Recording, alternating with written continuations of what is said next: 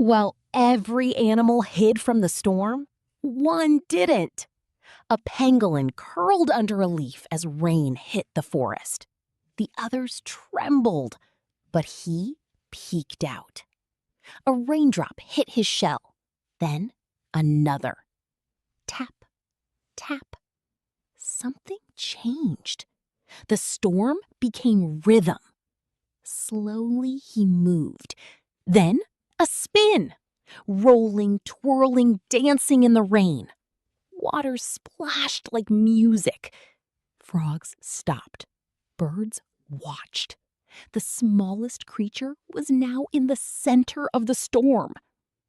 By the time the rain ended, the forest wasn't afraid. It was alive. And he realized even chaos becomes joy when you move with it.